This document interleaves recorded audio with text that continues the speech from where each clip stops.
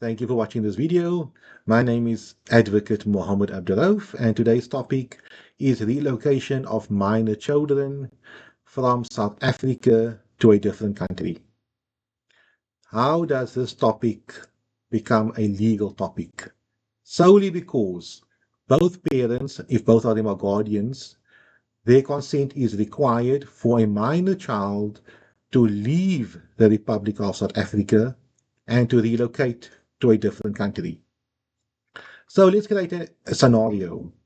In my scenario, the mother is a primary caregiver of the minor child, and the father has guardianship rights over the minor child. He maintains the child, he cares for the child, he has contact with the child. The child stays by him every second weekend, half school holidays, and so on. So he is a co-guardian over the minor child. But the mother wants to relocate because she obtained a better job. She will have better living conditions. She will be able to maintain the minor child much better than she can in South Africa. And despite the father paying child support, it is just not enough, according to the mother. The father says, no, I would not want the minor child to relocate to whatever country the mother wants the minor child to go, because firstly, he believes that he will have less contact with a minor child, or he will have less contact with a minor child, obviously, in a relocation scenario. And he believes that the minor child would be better cared for in South Africa, attending the same school, the same people, and the same scenario, same surroundings, etc. So that is his argument. He wants a minor child to remain in South Africa. It becomes a bit problematic here because a mother on her own, she is entitled to relocate. She's an adult on her own. She can go wherever she wants to in the world. But if she wants to take the minor child with her, she needs a father's consent. But she cannot go on her own because a minor child has always been cared for by the mother, and it does not make sense.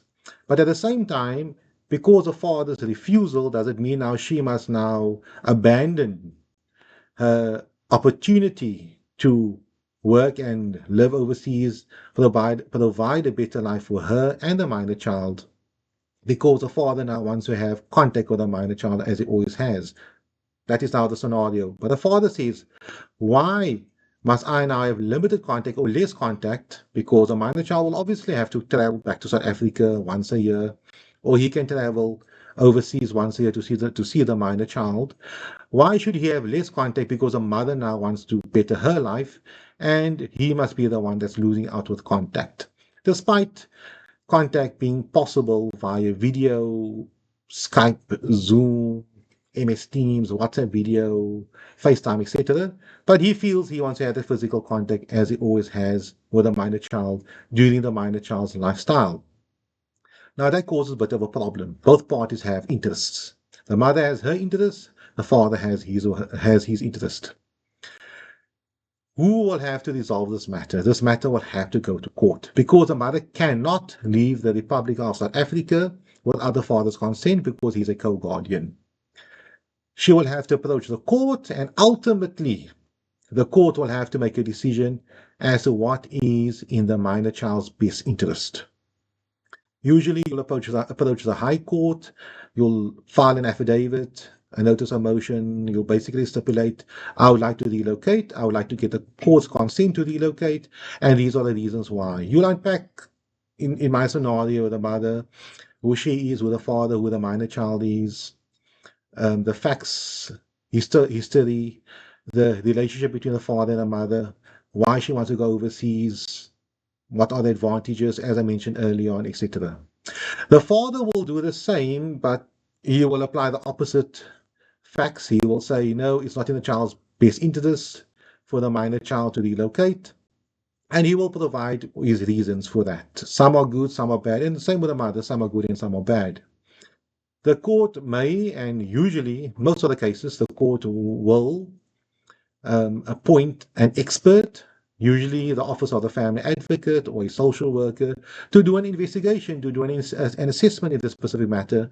Will it be in the minor child's best interest for the minor child to relocate with the mother overseas? The court wants that information. The court cannot say outright it will not be in the minor child's best interest or thumbs up based upon what the parents are saying, because the mother says A and the father says B. Basically, opposite allegations coming across from the paperwork. And the court would require the assistance of an expert to consult with the mother properly and determine, is it in the child's best interest? Consult with the father, exactly the same, is it in the child's best interest to remain? Consult with the minor child if the minor child is old enough. Let's say the minor child is 15 years old. Definitely, we will have to consult with the minor child. Does the minor child want to relocate?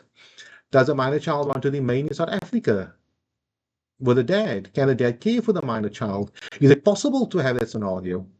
What is the dad saying? Is the dad saying, Mom, you can go, but I will care for the minor child? Is that on the table? Is it a factor to consider? Yes, maybe no. So these are the things that the family advocate or the social worker or the expert appointed. And remember, you can appoint an expert, a psychologist, to investigate this matter as well. It's possible.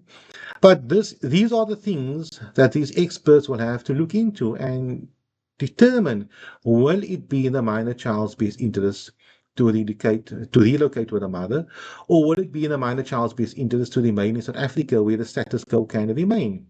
But then a situation might arise where the mother will say, in that regard, I want to go in any event, but the father is unable to care for the minor child. Or do we have the scenario where the father says, you know what, I can care for the minor child in South Africa. I have my own place. The minor child has a room. He or she is used to living in that specific room, close to the school, close to friends, close to family, etc. And now the experts will have to assist the court. The court is not bound, and this is very important to remember or take note of. The court is not bound by any expert's recommendation. The expert will guide the court and provide the court with certain facts. And I tell it to my clients as well. Even if you receive a report that's not in your favor or is in your favor, the court isn't bound by that. And you can use that report however you like. How I like making use of reports are getting the information from the report, the factual information, but the conclusions reached by the expert, the court isn't bound by that. And once the court has obtained these expert recommendations, the court will be in a very good position to deal with the issue as to whether or not the relocation of the minor child with the mother overseas will be in the minor child's best interest. And at the same time, if the father launched a counter application, the father said, you know what, I want the minor child to be in my primary care in South Africa, that is something the court can probably look at. But each case is different. If the court makes a determination, you know what, it will not be in the minor child's best interest for the minor child to relocate, but will it be in the minor child's best interest to now live with the father, seeing that the mother will be remaining in South Africa, or will be remaining in South Africa if the relocation doesn't take place? Now, these are difficult things that must be discussed with the parties, by the experts, and answers must be received. But once all has been obtained and received, and all the parties provided their information and the arguments to the court will have to make a decision whether or not it will be in the minor child's best interest to relocate, in my scenario, with a mother overseas. My advice to anyone who wants to relocate with a minor child, please try your best to discuss this issue with the other parent. You're allowed to go to court, but it is always best to try to resolve these matters with the other parent out of court. Litigation can be very expensive, and no lawyer wants to take a parent and a minor child, or parents and a minor child, through this whole long process if it could ultimately have been avoided. Thank you for your time.